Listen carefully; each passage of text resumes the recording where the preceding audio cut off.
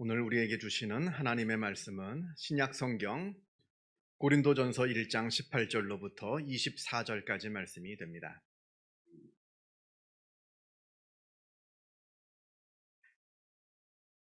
신약 성경 264면에 있습니다.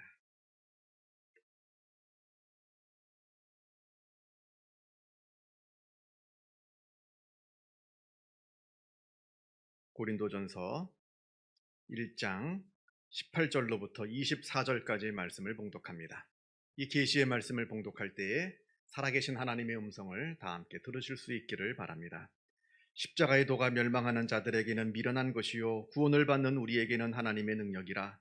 기록된 바 내가 지혜 있는 자들의 지혜를 멸하고 총명한 자들의 총명을 폐하리라 하였으니 지혜 있는 자가 어디 있느냐, 선비가 어디 있느냐, 이 세대의 변론가가 어디 있느냐. 하나님께서 이 세상의 지혜를 미련하게 하신 것이 아니냐. 하나님의 지혜에 있어서는 이 세상이 자기의 지혜로 하나님을 알지 못하므로 하나님께서 전도에 미련한 것으로 믿는 자들을 구원하시기를 기뻐하셨도다. 유대인은 표적을 구하고 헬라인은 지혜를 찾으나 우리는 십자가에 못 박힌 그리스도를 전하니 유대인에게는 거리끼는 것이요 이방인에게는 미련한 것이로되 오직 부르심을 받은 자들에게는 유대인이나 헬라인이나 그리스도는 하나님의 능력이요 하나님의 지혜니라. 아멘.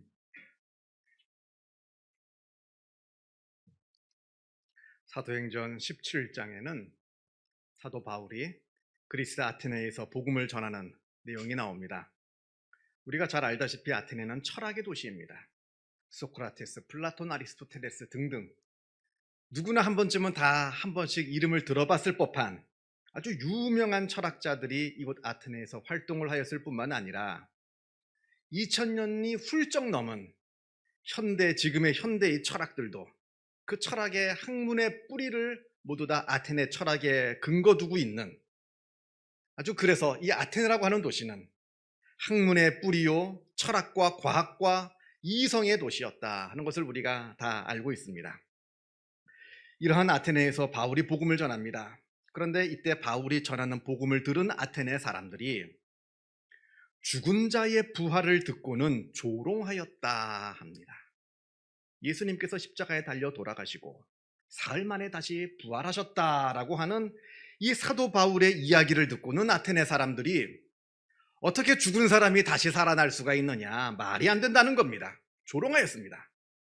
왜냐하면 이성적이고 과학적이고 철학적인 관점에서 보게 되면 죽은 사람이 부활한다는 것은 도무지 믿을 수가 없는 그러한 이야기였기 때문에 그러합니다.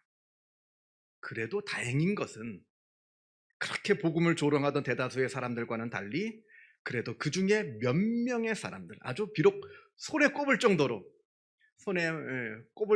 아주 적은 수이긴 합니다만 그래도 아주 극소수라도 몇 명의 사람들이 바울이 전한 복음을 받아들이고 또 믿게 되었다. 사도행전은 우리에게 이야기해 줍니다. 자, 이 모습을 보고 현대의 많은 사람들이 평가하기를 바울의 아테네 선교는 실패한 선교다라고 말합니다. 실패했다는 겁니다. 다른 곳에서 바울이 복음을 전할 때는 복음을 전하기만 하면 수많은 사람들이 바울의 말씀을 듣고 회개하고 예수를 믿는 아주 놀라운 일들이 일어나게 되었습니다만 유독 이곳 아테네에서만 그러면 그런 일이 일어나질 않았다는 겁니다. 겨우 몇 사람만 간신히 예수를 믿는 아주 초라한 성적을 거두었을 뿐이다. 그래서 아테네 선교는 실패한 선교이다. 많은 사람들이 평가합니다. 그러나 여러분, 예수님께서 부활하셨다 하는 이 복음의 내용이 사람들에게 거부당하고 조롱받기는 다른 곳에서도 다 마찬가지였습니다. 그렇죠? 복음이 거부되고 복음이 조롱받는 것, 이번이 처음만은 아니었다는 겁니다. 지금까지 바울이 사역했던 그 모든 곳에서조차도 바울이 복음을 전했을 때 그곳에서도 바울의 복음을 듣는 많은 사람들이 그 복음을 조롱하고 거절하였습니다. 우리가 이걸 잊지 말아야 됩니다. 비록 정도의 차이만 있을 뿐이지 복음의 부활은 바울의 사역 내내, 아니 기독교 2000년 역사 내내 이 부활의 복음은 항상 조롱의 대상이었습니다.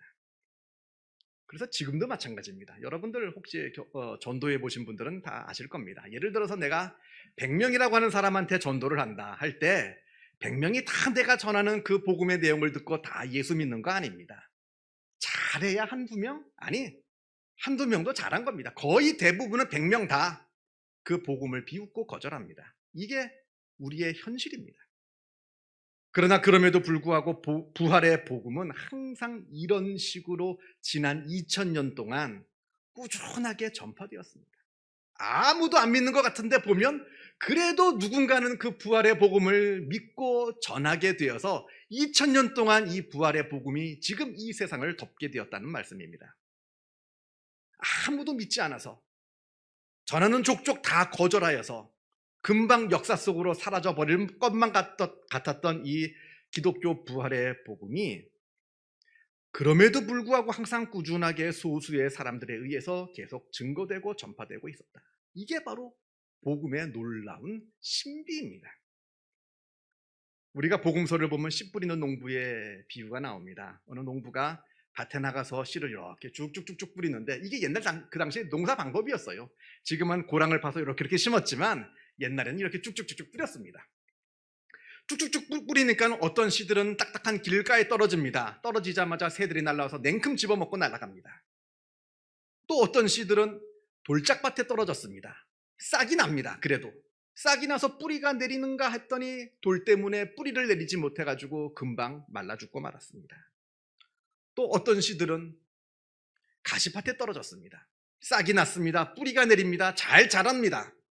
그래서 잘 자라나나 싶더니 그만 가시에 찔려가지고 다 죽고 말았습니다.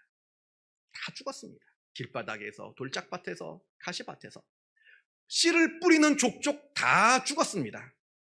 그런데 다행인 것이 극소수의 씨앗들이 좋은 땅에 떨어져서 30배, 60배, 100배의 결실을 맺게 되었다 하는 것이 이 비유의 내용입니다.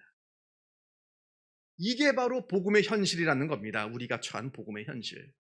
우리가 복음의 씨앗을 뿌릴 때 뿌리는 족족 다 잘 자라서 복음의 열매를 맺으면 참 좋으련만 씨를 뿌리면 뿌리는 족족 다 죽습니다. 다 죽어요. 이게 바로 우리가 처하는 복음의 현실이라는 겁니다. 그러나 동시에 여기에 복음의 신비스러운 능력이 있다는 겁니다. 그렇게 다 죽은 줄로만 알았는데, 완전히 다 망한 줄로만 알았는데 여전히 소수의 사람들에 의해서 계속해서 부활의 복음이 증거되고 전파되고 그래서 30배, 60배, 100배의 결실을 맺게 된다. 이게 바로 복음의 신비입니다. 지난 2000년 기독교 역사가 이러한 복음의 신비를 경험하면서 걸어왔습니다. 한때 19세기 유럽에서 부활의 이야기를 복음에서 좀 빼자. 왜냐하면 믿는 사람이 없거든요. 조롱의 대상이거든요. 그러한 움직임이 있었습니다. 아무도 믿지 않는, 믿기 힘든 이 이야기들, 성경 속에 있는 이 이야기들, 부활을 비롯해서 여러 기적의 이야기들, 이것들 다 빼버리고 좋은 얘기들, 그럼 다 빼버리면 좋은 얘기들이 남거든요. 도덕적이고 윤리적인 얘기들, 이것만 우리 기독교 복음으로 삼는 것이 어떻겠느냐. 예를 들어서 이웃을 사랑하라, 원수마저 사랑하라. 듣는 사람들이 아무도 거부감 없이 다 받아들일 수 있는 그런 이야기들만 복음에 남겨놓고 부활의 이야기니 기적의 이야기니 사람들이 믿기 힘든 이야기들 다 빼버리고 도덕적이고 윤리적인 이야기만 하자. 이런 때가 한때 있었습니다. 유럽에서. 그러나 여러분, 이건 복음이 아닙니다. 이건 그냥 도덕적인 가르침이지 복음이 아닙니다. 기독교의 복음의 핵심은 누가 뭐래도 십자가와 부활에 있습니다. 도덕적이고 윤리적인 말씀이 있는 게 아닙니다. 물론 도덕적이고 윤리적인 말씀은 좋은 거죠. 나쁘다는 얘기가 아닙니다.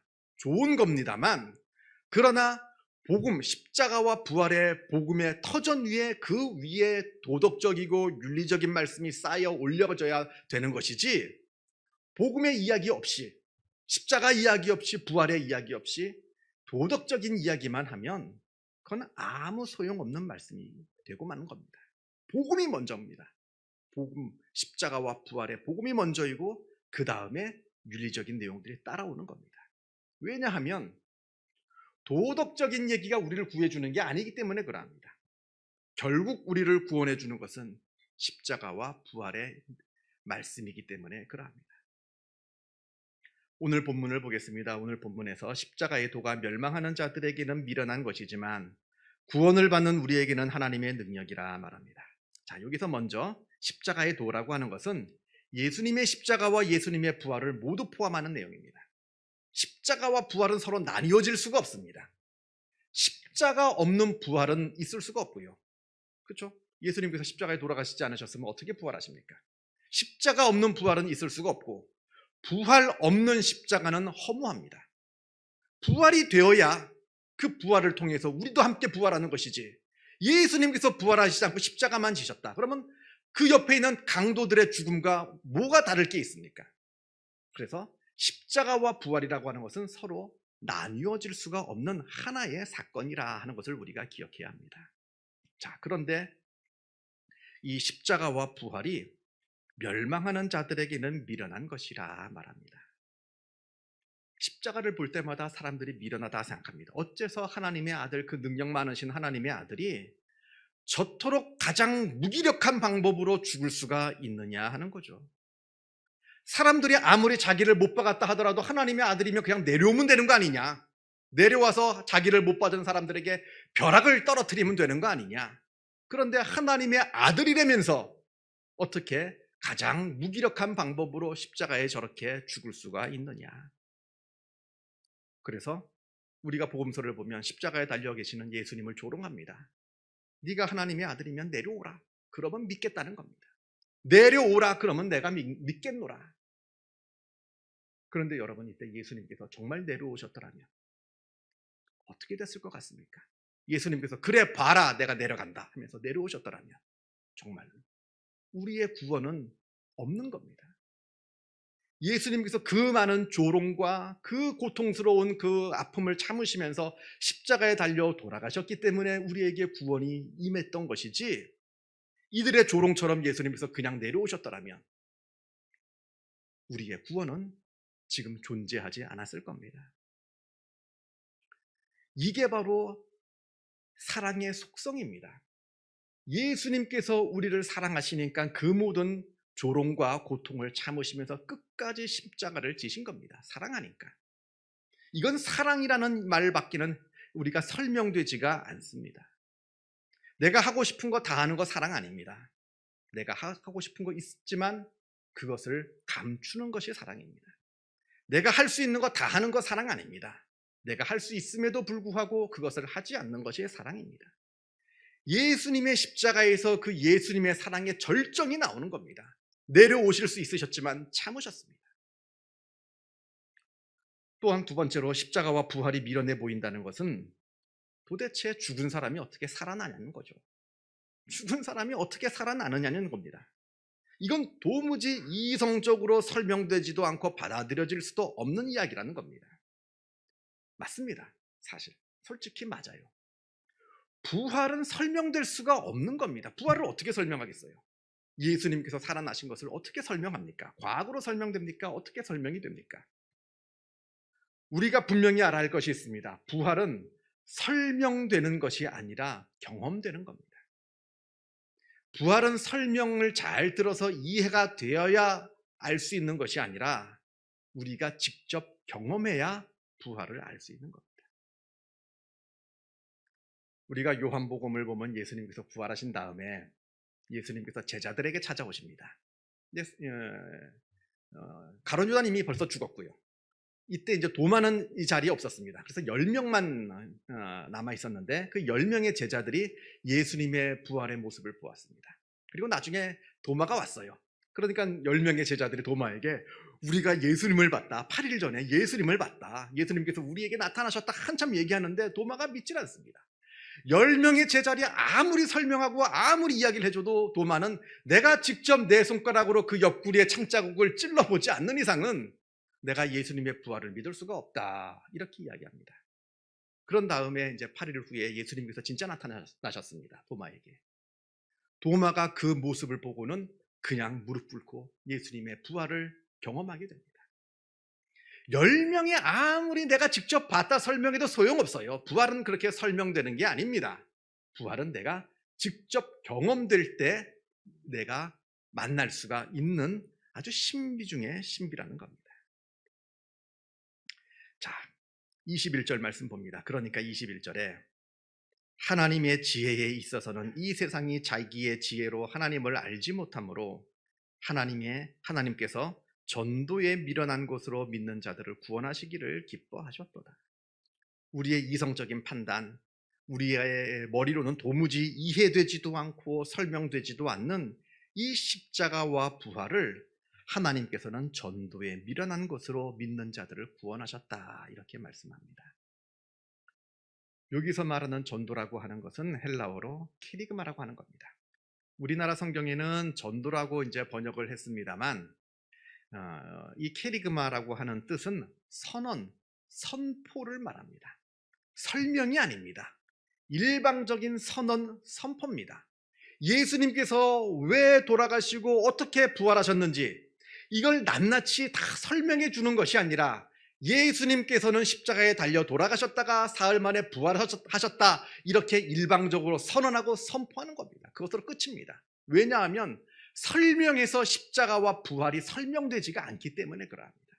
그러니까 선포하는 겁니다. 근데 그 선포를 통해서 믿는 자들은 그 선포를 듣고 믿음을 갖게 된다, 이 말씀을 하고 있습니다. 여러분들 이런 경험들 있으시죠? 우리가 뭐 예배를 드린다든지 아니면 찬양을 부른다든지 기도를 한다든지 말씀을 읽을 때 내가 은혜를 받고 감동을 받습니다. 그때 감동이 벅차서 때로는 눈물도 흘리기도 합니다. 근데 그때 받은 내 은혜와 감동, 이거 잘 설명이 안 됩니다. 내가 그때 왜 눈물이 흘렀는지, 그때 내가 온몸에 전율이 왜 왔는지 이게 도무지 설명이 안 됩니다. 한번 설명해 보셨어요? 다른 사람들한테? 설명해 보세요. 내 말도 계속 꼬이고요. 듣는 사람도 무슨 얘기인지 모르고요. 설명됐다 한들 그 설명을 들은 사람이 그때 받은 내 감동과 그 은혜를 똑같이 경험하는 것도 아닙니다. 때로는 내가 받은 그 은혜를 설명하려 하는데 나조차 기억이 안 나요. 그때 내가 뭐 때문에 은혜를 받았더라? 무엇이 나를 감동시켰더라? 그것조차 기억이 나진 않습니다. 무슨 얘기입니까? 신앙은 설명의 영역이 아니라는 겁니다. 신앙은 경험의 영역입니다. 경험을 해야 그것을 알게 된다 하는 겁니다. 부활과 십자가가 바로 그러하다는 것을 지금 오늘 고린도전서 1장 말씀에서 우리에게 주시는 겁니다. 자, 그렇다면 우리가 어떻게 해야 부활을 경험할 수 있겠는가? 사실 부활이라고 하는 것이 믿어졌다가 안 믿어졌다 하거든요. 그런 경험들 다 있으시죠? 부활이 막 믿어졌다가 어느 순간 되면 과연 부활이 있는가? 과연 이게 진짠가 의심되기도 합니다. 이게 바로 솔직한 우리의 믿음의 모습인데, 그렇다면 우리가 어떻게 해야 부활을 경험해서 부활을 확실하게 믿을 수가 있겠는가? 결국 십자가로 돌아가야 한다는 겁니다. 앞에서 말씀드린 것처럼 십자가와 부활은 서로 나뉘어질래야 나뉘어질 수 없는 하나의 사건입니다. 부활을 경험하기 위해서는 우리가 먼저 십자가를 경험해야 됩니다. 십자가의 경험 없이는 부활의 경험도 없습니다. 갈라디아서 2장 20절 말씀에서처럼 내가 그리스도와 함께 십자가에 못 박혔나니 그런즉 이제는 내가 사는 것이 아니요 오직 내 안에 그리스도께서 사신 것이라. 예수 그리스도께서 십자가에 달려 돌아가실 때 나도 함께 십자가에 못 박혀 죽어서 예수님께서 부활하실 때 나도 함께 부활하여 이제 내가 살고 있는 내 삶 속에 이제는 내가 사는 것이 아니라 내 속에 부활하신 예수님께서 살고 있는 이 신비스러운 경험, 이 십자가의 경험을 해야 부활의 경험을 할 수 있다는 겁니다. 그렇다면 나보고 죽으란 얘기냐? 진짜 죽으란 얘기냐? 아니죠. 그 이야기가 아닙니다. 갈라디아서 5장 24절에 그리스도 예수의 사람들은 육체와 함께 그 정욕과 탐심을 십자가에 못 박았느니라. 이게 바로 십자가에 내가 못 박히는 모습입니다. 나 자신을 부인하고 나 자신을 내려놓고 나보다 하나님을 더 소중히 여기고 그때 내 정욕과 내 탐심과 내 잘못된 것들을 다 십자가에 못 박는 그러한 모습들, 매일매일마다 나의 잘못된 모습들을 회개하고 내 잘못된 모습들을 바라보며 내 잘못된 모습을 십자가에 못 박는 이 십자가의 길을 걸어가는 이 삶이야말로 우리가 부활을 가장 강력하게 경험하는 소중한 경험이라고 하는 것입니다. 우리 인간이 갖고 있는 가장 큰 두려움이 무엇입니까? 죽음 아니겠어요?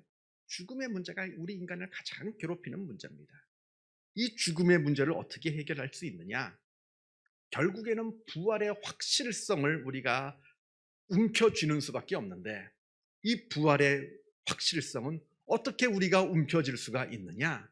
그것은 바로 우리가 매일매일마다 나 자신을 십자가에 못 박을 때, 그때 부활이라고 하는 하나님의 놀라운 능력을 경험하게 된다는 겁니다.